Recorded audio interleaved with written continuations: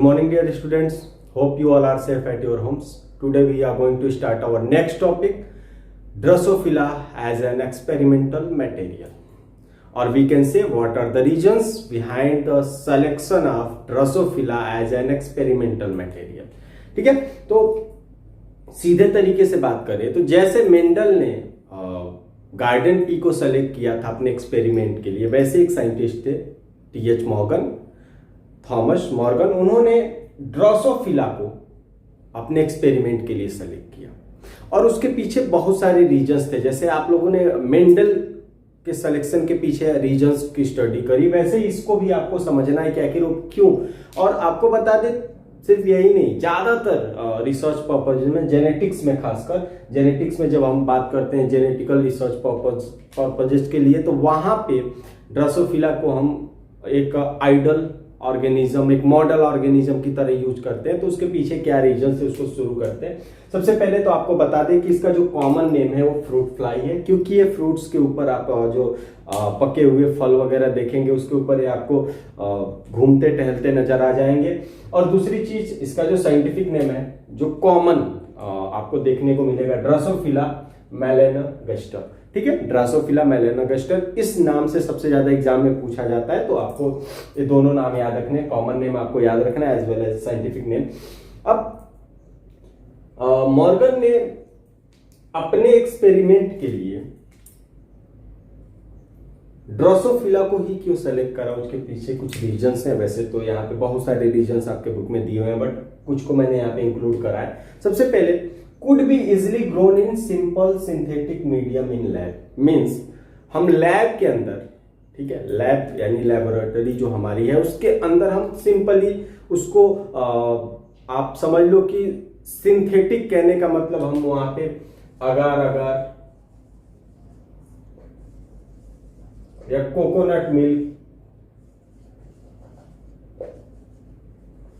ये जो synthetic medium से इनके अंदर आसानी से इनको ग्रो करा सकते हैं। वहां पे आसानी से हम इन मीडियम्स के अंदर उनको ग्रो करा सकते हैं। ठीक है, अब अगर आपको एक एल्गा है, ठीक है, जिलीडियम जिसका नाम है, जिलीडियम से मिलता है और ये काफी न्यूट्रिटिव होता है। आप कह सकते हो कि एक इनको हम न्यूट्रिटिव मीडियम दे रहे हैं ताकि ये ग्रो कर सके। ठीक है, वैसे कोकोनट मिल्क का आपने कोकोनट के अंदर का जो आपने लिक्विड एंडोस्पर्म के नाम से जिसको पढ़ा है, उस लिक्विड के अंदर भी हम इनको आसानी से ग्रो करा सकते हैं। ठीक है, और ये हम लैब के अंदर ये सारी जो भी प्रैक्टिसेस हैं कर सकते हैं। Next one is they have short life span of about 2 weeks. ठीक है, ये आपने एक चीज नोटिस करी होगी कि जेनेटिक्स में सबसे ज्यादा हम उन ऑर्गेनिजम्स का यूज करते हैं जिनकी जो लाइफ स्पैन है वो छोटी से छोटी हो। भाई मेंडल ने जब पी प्लांट को सेलेक्ट किया था तो उसकी लाइफ स्पैन 3 to 4 वीक्स, 6 मान लो 3 to 6 मंथ्स की थी। ठीक है, मीन्स एक एनुअल प्लांट था वो। यहाँ पे भी इनकी जो लाइफ स्पैन है ना बहुत छोटी है। मीन्स हम 1 साल के अंदर आप देखो तो कम से कम 5 to 6 जनरेशंस की स्टडी कर सकते हैं। और ये बहुत ही, देखो आप जब सोचते हो कि आखिर इसका क्या इफेक्ट आएगा हमारे रिजल्ट पे, तो आपके पास डेटा ज्यादा से ज्यादा होंगे और जितना ज्यादा डेटा आएगा आपकी मैंने पहले भी बोला था, लार्ज सैंपलिंग साइज अगर आपकी ज्यादा आपने सैंपल्स लिए हुए हैं तो आपका रिजल्ट भी उतना ही ज्यादा परफेक्ट होता चला जाता है। ठीक है, now next one is single mating can produce large number of progeny, मतलब कि आप उसके एक जनरेशन में आप यानी एक मेटिंग के दौरान आप बहुत सारे प्रोजेनी को देख सकते हो, बहुत सारे ऑफस्प्रिंग, 1000 ऑफ ऑफस्प्रिंग प्रोड्यूस करते हैं सिंगल मेटिंग में। अब ये भी अपने आप में कुछ मिलता जुलता है मटर के साथ, पी प्लांट के साथ, कि वहां पे भी हम लोगों ने देखा कि एक सीड से हमने बहुत सारे वहां पे प्रोजेनी देख लिए थे। ठीक है, और इससे आपका डेटा और ज्यादा इनहेंस होता चला जाता है। Clear visible differences between male and female. अब आप क्लियर देखोगे कि जो मेल बॉडी होती है वो छोटी होती है, फीमेल की बॉडी बड़ी होगी। तो आसानी से आप अगर चाहो तो मेल और फीमेल को ऐसे अगर आपके सामने दोनों आ जाए, रख दिए जाए मेल और फीमेल ड्रोसोफिला, तो आप आसानी से बता दोगे कि जो बड़ा वाला है वो फीमेल वो फीमेल है और जो छोटा वाला है वो मेल है, ठीक है। Next one is they have many type of hereditary variation. अब जैसे कि आप लोगों ने पी प्लांट में देखा था तो हमारे पास कंट्रास्टिंग कैरेक्टर्स, मतलब बहुत सारे कैरेक्टर्स देखने को मिले थे, वैसे इनमें होता है हमको वही वापस से सैंपलिंग साइज हमारी बढ़ती चली जाती है मीन्स बहुत सारा वेरिएशन हमको देखने को इसमें मिलता है, उनके विंग्स में, उनके आईज में, मतलब आप आई कलर के अंदर, उनकी बॉडी में बहुत अलग अलग तरीके का आपको मतलब वहां पे अपीयरेंस देखने को मिलेगा। Next one is breeding them is very easy. और आपको बता दें कि इन्हें आप आसानी से फ्रूट वगैरह आप देखोगे, पका हुआ फल है घर में रख दो तो उधर आप आसानी से इनको देख सकते हो, वहां पे वो घूमती टहलती नजर आ जाएंगी। Next one is can be Rudyard in east containing medium, means आप इनको ईस्ट, अभी मैंने वैसे आर्टिफिशियल मीडियम की बात कर दी है, तो जो ईस्ट मीडियम है उसके अंदर आसानी से आप इनको ग्रो करा सकते हो और ग्रो करा के आप आसानी से इनके ऊपर स्टडी कर सकते हो। तो ये कुछ रीजंस हैं जिसकी वजह से, इसके अलावा एक और चीज मैं और इंक्लूड करूंगा, एक तो इनका जो जीनोमिक सीक्वेंस होता है काफी छोटा होता है, तो हम बड़ी आसानी से सारे के सारे जितने भी जीन्स है सबकी स्टडी कर सकते हैं। आपको बता दें जितने भी मॉडल ऑर्गेनिजम्स होते हैं उनको सेलेक्ट करने में सबसे जो पहला जेनेटिक्स में आप देखोगे, पहला अगर आपसे एक सबसे इंपॉर्टेंट रीजन पूछ दिया जाए तो मेरे हिसाब से उसका जो जीनोमिक साइज है कि उस कितना सीक्वेंस, मतलब उसमें नंबर ऑफ जीन्स कितने हैं, इस पे डिपेंड करता है। जितना छोटा हमारा जीनोमिक सीक्वेंस होगा या नंबर ऑफ जीन्स जितने कम होंगे उतनी आसानी से, उतनी जल्दी कम टाइम में हम पूरा का पूरा वहां पे स्टडी कर सकते हैं। तो वहां पे इस चीज को भी आप इंक्लूड कर सकते हैं, छोटा ऑर्गेनिज्म है। तो ये कुछ रीजंस थे। इसके बाद हम लोग अब शुरू करने वाले हैं इस चैप्टर का सबसे मोस्ट इंपॉर्टेंट सेगमेंट यहाँ पे, जहां पे हम लोग codominance, incomplete dominance as well as multiple allelism, epistasis जैसे इंपॉर्टेंट फैक्ट्स की बात करने वाले हैं। तो फटाफट इसको आप लोग नोट कर लो, हम नेक्स्ट टॉपिक शुरू करते हैं। So our next topic is gene interaction. First of all हम ये समझ लेते हैं जीन इंटरेक्शन का मतलब क्या होता है। अब आप कुछ ऐसे समझो कि एक कोई जीन है X और वहीं पे एक दूसरा जीन है Y, ठीक है, और अब ये वाला जो X जीन है इस Y वाले जीन को इन्फ्लुएंस कर रहा है, इसको चेंज कर रहा है, या फिर ये Y वाला इसको X वाले को इन्फ्लुएंस कर रहा है। मीन्स एक जीन, या फिर आप इसको बुकिश लैंग्वेज पे चलो तो it is the influence of allele and non alleles. अब एलील आपको पता है क्या होते हैं, जैसे अगर हम बात करें एक जीन के अंदर तो यहाँ पे 2 एलील्स प्रेजेंट हैं, और नॉन एलील क्या हो गए, जैसे मान लो आप इसके लिए, इस जीन के लिए दोनों एलील्स हो गए बट ये वाला इसके लिए नॉन एलील हो गया। तो ये आपको ध्यान रखना है कि एक जीन के अंदर 2 एलील्स प्रेजेंट है, ठीक है, 2 एलील्स प्रेजेंट है, इस वाले जीन के लिए भी 2 एलील्स यहाँ पे हैं। अब ये दोनों तो एलेलिक होंगे बट ये वाला इसके लिए नॉन एलेलिक होगा। तो वही बात है, alleles and non alleles on normal phenotype expressions, ठीक है। नॉर्मल फिनोटाइप एक्सप्रेशन का मतलब ऐसा है कि जो हम अभी तक मेंडल के अकॉर्डिंग देखते चले आ रहे थे, अब वो चीजें कहीं ना कहीं थोड़ा सा डाइवर्ट हो जाएंगे, या फिर आपको देखने को मिलेगा कि ये यहाँ पे थोड़ा सा कुछ चेंज हमको दिख रहा है, ठीक है। तो आप इनके टाइप से और अच्छे से समझ सकते हो। बस एक चीज आप फिर से मैं आपको बता दूं कि एलेलिक एंड नॉन एलेलिक को अच्छे से समझ लेना। एलील्स क्या है, वो जीन्स में जो पेयर प्रेजेंट है, ठीक है, जो आगे चल के हमने कहा था कि ये गैमिट बन जाते हैं, ठीक है, एक गैमिट को एक एलील ट्रांसफर हो जाता है। तो अब अगर एलेलिक की बात करूं, मैं फिर से रिपीट कर दे रहा हूं, मान लो यहाँ पे इस जीन के लिए, जो टॉल के लिए जो रिस्पॉन्सिबल जीन है वो कैपिटल T एंड T है, तो इसके लिए जो एलील होंगे capital T and capital T होंगे, 2 एलील हो गए।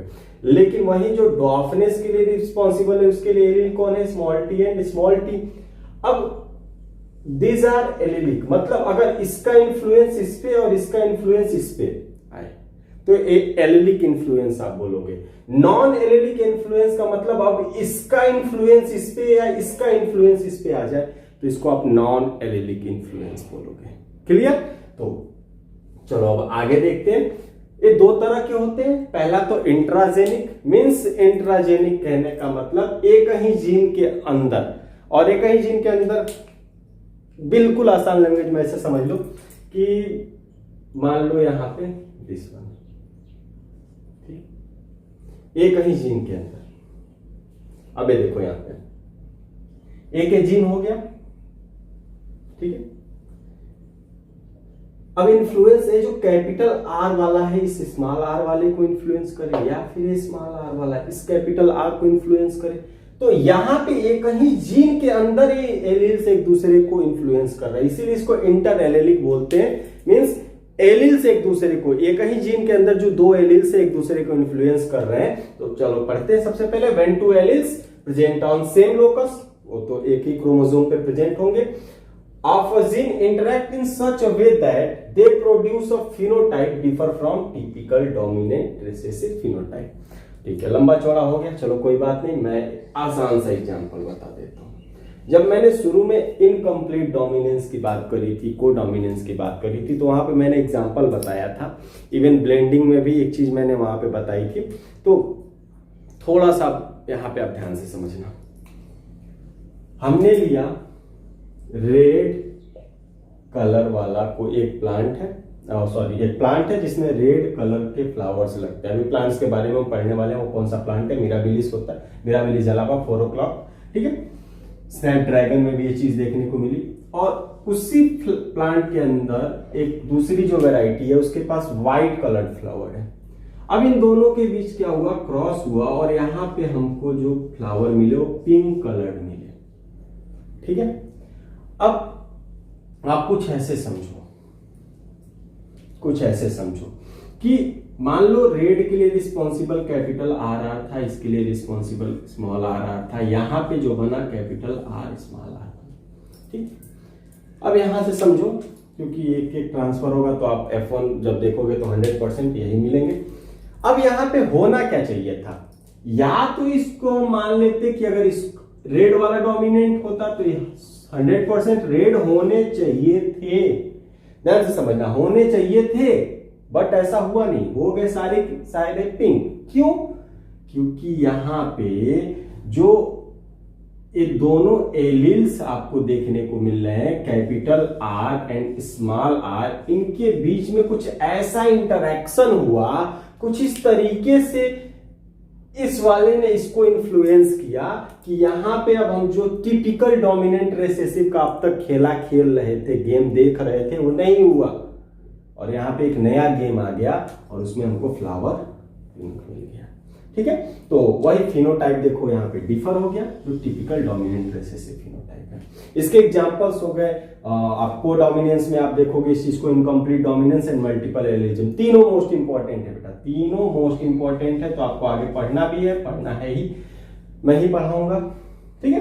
तो अभी फिलहाल इस चीज को फिर से एक बार समझ लो कि यहां पे टिपिकल होना क्या चाहिए था, रेड होना चाहिए था सारा फ्लावर। मेंडल ने यही कहा था कि भाई एक डोमिनेंट होता है, एक रिसेसिव होता है, डोमिनेंट ने रिसेसिव को पूरी तरीके से मास्क कर लिया, कवर कर लिया, और वहां पे डोमिनेंट ने खुद को एक्सप्रेस कर लिया, ठीक है। लेकिन यहां पे ना डोमिनेंट दिखा ना रिसेसिव दिखा, हमको तो कुछ और ही दिख गया। तो यही चीज जो है वो हम समझने की कोशिश कर रहे हैं कि यहां पे इस जो एक एलील है उसका दूसरे के ऊपर कुछ इन्फ्लुएंस देखने को मिला है, और दैट्स वाई वहां पे इससे थोड़ा सा डेविएशन हुआ है, ठीक। चलो नेक्स्ट वन इज इंटरजेनिक और नॉन एलिलिक। वही वापस से वही चीज आ जाओ, इसमें होगा क्या, व्हेन 2 और more independent gene present on same और डिफरेंट, कोई फर्क नहीं पड़ता वो एक पे है अलग अलग पे है, chromosome interact to produce a different expression, ठीक है। जैसे फॉर एग्जांपल मैं ऐसे आपको बता दूं, आपने ये वाली चीज तो देखी थी, ठीक है। यहां पे ये रिप्रेजेंट कर रहा था टिपिकल टॉल को, और ये रिप्रेजेंट कर रहा था टिपिकल ड्वार्फ को, ठीक है। अब हुआ क्या कि यहां पे एक टिपिकल अब टॉल और ड्वार्फ की कंडीशन नहीं रहेगी। रीजन क्या है कि ये जो एलील यहां पे आप देख रहे हो, ये जो कैपिटल वाला एलील है इसको इन्फ्लुएंस करेगा अभी स्मॉल वाला, जो ड्वार्फ वाला एलील है वहां के इन्फ्लुएंस करेगा, या फिर इस ड्वार्फ वाले एलील को मतलब आप देखो दो अलग अलग जीन्स है भाई, एक टॉल के लिए रिस्पॉन्सिबल जीन है, टॉलनेस के लिए, डॉफनेस के लिए रिस्पॉन्सिबल जीन है, और एक दूसरे को इन्फ्लुएंस कर रहे हैं, या तो ये इसको इन्फ्लुएंस कर रहा है या ये इसको इन्फ्लुएंस कर रहा है, और इसको हम बोलते हैं inter allylic, sorry non allylic. ठीक है, मतलब ये अलग अलग एलिल्स के बीच में हो रहा है, नॉन एलिलिक और इंटरजेनिक, मतलब दो अलग अलग जीन्स के बीच में। भाई एक जीन ए हो गया, दो उसके बीच में हमको क्या इंटरेक्शन देखने को मिल रहा है। ठीक है, इसके एग्जांपल्स जो है lethal gene, duplicate gene, complementary gene, epistasis, बहुत सारी सप्लीमेंट्री जीन्स, तो ये बहुत सारे एग्जांपल्स हैं जिसको हमको आगे चल के पढ़ना है। तो ये आपका भी क्या है, शुरू हुआ है, क्योंकि हम जब codominance, incomplete dominance, multiple allelism जब पढ़ते हैं तो हम थोड़ा सा कंफ्यूज जाते हैं कि ये चीजें आ कहां से रही हैं, ओरिजिन कहां से। तो ओरिजिन यही है, यहीं से वो चीजें सारी निकल के आई हैं। यानी आप कहोगे कि ये जो जीन इंटरेक्शन है इसमें थोड़ा सा कुछ चेंजेस हमको देखने को मिलेगा, कुछ इस तरीके से जीन इंटरेक्ट कर रहे हैं कि इस तरीके का रिजल्ट हमको देखने को मिल रहा है। शुरुआत हम करने वाले हैं इनकम्प्लीट डोमिनेंस से, एग्जाम्पल यही रहेगा और इसको पूरा डिटेल में हम लोग देखेंगे। तो फटाफट इसको आप नोट करो, हम इनकम्प्लीट डोमिनेंस शुरू करते हैं। अब हम लोग इंट्राजेनिक इंटरेक्शन या फिर इंटर एलिलिक इंटरेक्शन के अंदर इनकम्प्लीट डोमिनेंस को शुरू करने वाले हैं। ठीक है, इनकम्प्लीट डोमिनेंस नाम से ही समझ में आ रहा है कि यहाँ पे जो डोमिनेंस है, जो डोमिनेंस अभी तक हम लोगों ने डोमिनेंसी की बात करी है, वो इनकम्प्लीट यानी कुछ ऐसा होने वाला है कि ना पूरी तरीके से वो डोमिनेंट ना पूरी तरीके से रिसेसिव। ये तो समझ में आ चुका है कि यहाँ पे जो भी है इनकम्प्लीट है। ठीक है, सबसे पहले बात करें कि इनकम्प्लीट डोमिनेंस का जो फिनोमेना जिन्होंने ऑब्जर्व करा था, सबसे पहले देखा था सर कॉल कोरेंस, उन्होंने मिराबिलिस जलापा 4 o'clock। ठीक है, 4 o'clock, इसको और भी नामों से जाना जाता है, जैसे यहाँ पे मैंने गुले बंस के नाम से भी इसको लिखा हुआ है। तो ये इसके कॉमन नेम से जिसे एग्जाम में पूछा जाता है, तो आपको बस याद रखना है मिराबिलिस जलापा साइंटिफिक नेम है, इसके कॉमन नेम जो 4 o'clock, कॉमनली 4 o'clock के नाम से दे दिया जाता है। ठीक है, तो इसमें सबसे पहले इन्होंने कार्ल कोरेंस ने सबसे पहले इस फिनोमिना को ऑब्जर्व करा था, और उन्होंने देखा था कि मेंडल का लॉ ऑफ डोमिनेंस है, जो उन्होंने बताया था कि एक डोमिनेंट होगा और एक रिसेसिव होगा, उससे हटके कुछ चीजें दिख रही हैं। ठीक है, तो आखिर वो चीजें क्या थी, ऐसा क्यों हुआ, उसके बारे में हम थोड़ा सा यहाँ पे बात करने वाले इनकम्प्लीट डोमिनेंस में। सबसे पहले इनकम्प्लीट डोमिनेंस का अगर आपको मतलब समझाऊं, in incomplete dominance the dominant factor unable to mask cover the recessive factor completely, hence it results in formation of intermediate type of generation which is different from the both the parents. देखो लंबी चौड़ी line है, मतलब एकदम simple सा है, एकदम छोटा सा मतलब है। हुआ क्या कि मान लो कि ये एक हमने कोई एक डोमिनेंट फैक्टर लिया और वहीं पे हमने रिसेसिव फैक्टर लिया। अब काम क्या था, ये डोमिनेंट फैक्टर को, इस रिसेसिव फैक्टर को पूरी तरीके से कवर कर लेना था, मास्क कर लेना था, लेकिन ऐसा हुआ नहीं। ठीक है, ऐसा हो नहीं पाया और ये इसको मास्क पूरी तरीके से नहीं कर पाया, पार्शियल मास्किंग हुई, और जिसकी वजह से यहां पे अब जो हमको मिलना चाहिए था रिजल्ट में वो नहीं मिला, और दोनों पेरेंट्स से हटके कोई तीसरी चीज हमको देखने को मिली जो इन दोनों के बीच का था। ठीक है, इसके और इसके बीच का था। एग्जाम्पल की हेल्प से आपको समझाते हैं इस चीज को। यहां पे हमने जो स्नैपड्रैगन है, सॉरी स्नैपड्रैगन में भी, हाँ स्नैपड्रैगन में भी ये चीज देखने को मिलेगा आपको, एंथेरियम मेजस, जिसको डॉग फ्लावर के नाम से भी जाना जाता है। तो हमने red flower, homozygous red flower plant को होमोजाइगस व्हाइट फ्लावर प्लांट के साथ क्रॉस कराया। क्रॉस कराने में सबसे पहले आप गैमेट्स तो वही बनेंगे, कैपिटल आर स्मॉल आर, मतलब इसके अंदर गैमेट दो तरह के आएंगे जिसमें एलील्स ट्रांसफर हो जाएंगे। जब इसके बीच आप क्रॉस कराओगे तो अब F1 जनरेशन में जाहिर सी बात है 100% आपको कैपिटल आर स्मॉल आर का कॉम्बिनेशन देखने को मिलेगा। अब होना क्या चाहिए था भाई, R फॉर रेड, तो भैया ये तो डोमिनेंट होना था, तो डोमिनेंट होने की वजह से इसको पूरी तरीके से रेड होना था, लेकिन ऐसा बिल्कुल नहीं हुआ और वहां पे इंटरेस्टिंग पिंक देखने को मिला। ठीक है। अब यहाँ पे कार्ल कोरेंस पूरी तरीके से एकदम सदमे में किया, लग रहा है कि कुछ मेंडल ने कहीं कुछ मिस करा है, या फिर हमने गलत प्लांट सेलेक्ट कर लिया, या फिर मेंडल ने गलती करी, या फिर हमने, इसमें बड़ा कंफ्यूज हो गए। तो अब वो सोच में पड़ गया ऐसा क्यों हुआ, ऐसा क्या वजह था। तो सिंपल इस चीज को फिर उन्होंने कंक्लूड करा कि अच्छा ये चीज है, यहाँ पे जो अपने डोमिनेंट फैक्टर है, जो डोमिनेंट फैक्टर है, इस डोमिनेंट फैक्टर को, इस रिसेसिव फैक्टर को पूरी तरीके से कवर करना था, लेकिन इसने अपना काम कंप्लीटली नहीं किया और यहाँ पे इसको पूरी तरीके से मास्क कवर, या फिर कहा जाए कि वो पूरा का पूरा वहां पे अपना डोमिनेंसी लेवल नहीं क्रिएट कर पाया, और इस वजह से एक इंटरमीडिएट वहां पे हमको जनरेशन देखने को मिली जो कि पिंक फ्लावर थी। ठीक है। अब यहाँ पे एक चीज आपके दिमाग में आ रही होगी कि यहाँ पे कुछ ऐसी चीजें जो ब्लेंडिंग जैसी है, मतलब वापस से वही चीज, दो चीजें मिल गई, तीसरी चीज, दो चीजों के मिलने से तीसरी चीज, मैंने यही बताई थी। तो थोड़ा सा आपको बता दें कि ब्लेंडिंग में वो मिक्स हो जाते हैं, यहाँ पे मिक्सअप नहीं हुआ था। कैसे उस चीज को हम प्रूव करते हैं, वापस से जो F1 जनरेशन में हमको प्लांट्स वहां पे मिले जो पिंक फ्लावर प्लांट थे, उनको उन्होंने सेल्फिंग कराने के लिए छोड़ दिया। और सेल्फिंग में आप देखो वापस से मैंने वहां गैमिट बनाया, gamete capital R small r capital S small r, और उसके बीच जब मैंने क्रॉस कराया, जब मैंने मतलब यहाँ पे जब क्रॉस करा के देखा, उन्होंने वहां पे क्रॉस करा के देखा होगा, तो वहां पे दोनों के दोनों जो पेरेंटल जनरेशंस थे, ठीक है, ये देखो पेरेंटल जनरेशन ही है ना, और रिस्टोर हो गए। और इससे प्रूव होता है कि यहाँ पे ब्लेंडिंग नहीं हुई है, no blending, hence proved there is no blending. ठीक है। अगर आपसे कहा जाए कि प्रूफ करिए कि यहाँ पे ब्लेंडिंग नहीं हुई है, तो आपको कुछ नहीं करना है, सिंपल चलते रहो। पेरेंटल जनरेशन रिस्टोर हो गए भाई, पेरेंटल जनरेशन यानी F2 जनरेशन में आप जब देखोगे तो दोनों के दोनों पेरेंट्स वापस आ चुके हैं।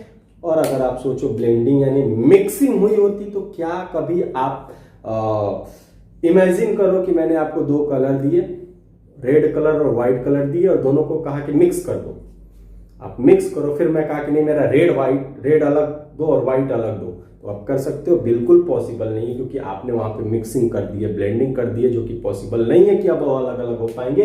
बट यहाँ पे देखो वो चीजें अलग अलग हुई, मीन्स उन इसकी जो ये यहाँ पे जो दो एलियंस थे उनकी मिक्सिंग नहीं हुई थी। ठीक है। अब यहाँ पे आप देखोगे तो हमारे पास एक रेड फ्लावर, इसको मैं थोड़ा सा हटा रहा हूं, एक हमको रेड फ्लावर वाला प्लांट देखने को मिला, दो हमको पिंक फ्लावर वाले देखने को मिले, और एक हमको व्हाइट फ्लावर वाला देखने को मिला। ठीक है, ये चीज मीन्स हमको जो जीनोटिपिक रेशियो फिनोटिपिक रेशियो देखने को मिला 1:2:1, और जीनोटिपिक भी कुछ ऐसा ही है, homozygous red, heterozygous pink and homozygous white. ठीक है। तो जीनोटिपिक और फिनोटिपिक रेशियो दोनों बराबर निकले। अब यहाँ पे आपसे क्वेश्चन पूछा जा सकता है कि इन विच टाइप ऑफ क्रॉस, या फिर आपसे पूछा जा सकता है कि ऐसी कौन सी हम थ्योरी की बात करते हैं या फिर लॉ की बात करते हैं जहां पे जीनोटिपिक रेशियो और फिनोटिपिक रेशियो बराबर आता है, तो इनकम्प्लीट डोमिनेंस है। जहां पे आप देखोगे जीनोटिपिक रेशियो और फिनोटिपिक रेशियो एक ही बराबर है, 1:2:1। ठीक है। तो एक और आपको चीज बता दें कि इस चीज से जो दूसरा the parents can be recovered in F2 generation, यहां से चीज प्रूव हो जाती है कि ब्लेंडिंग नहीं हुई है। तो इससे आप ये भी बता सकते हो कि there is no blending in this incomplete dominance. अब एक और चीज आपको बता दें, एनिमल के अंदर भी ये चीज रिपोर्ट हुई है, खासकर एक जो है एंडेलुसियन फॉल, एक एनिमल है जिसके फेदर, बर्ड है जिसके फेदर कलर के अंदर ये चीज इनकम्प्लीट डोमिनेंस देखने को मिला है। तो होप आपको इनकम्प्लीट डोमिनेंस का कॉन्सेप्ट समझ में आएगा। मैं फिर से एक चीज आपको आसान शब्दों में समझा दूं कि ये कुछ ऐसा सीन है कि किसी को कुछ काम करना था बट उसने अपना काम पूरी तरीके से नहीं किया, जिसका खामियाजा आगे वाले को भुगतना पड़ा, कुछ ऐसा सीन है। ठीक है। यहां पे कैपिटल आर को क्या करना था, स्मॉल आर को पूरी तरीके से मास्क कर लेना था, बट वो मास्क नहीं कर पाया और नजर आता रहा। और जिसकी वजह से नजर आता रहा का मतलब ये नहीं कि आप वहां माइक्रोस्कोप लगा के उसको देख लोगे, मतलब मास्किंग पूरी तरीके से नहीं हुई, और जिसकी वजह से एक इंटरमीडिएट वहां पे जनरेशन, एक इंटरमीडिएट कैरेक्टर देखने को मिला जो कि हमको एज अ पिंक कलर। तो यहाँ पे इनकम्प्लीट डोमिनेंस का यही मतलब है। ठीक है, होप आपको समझ में आ गया होगा। आज के लिए बस इतना ही, अब मिलते हैं नेक्स्ट वीडियो में। Thank you so much.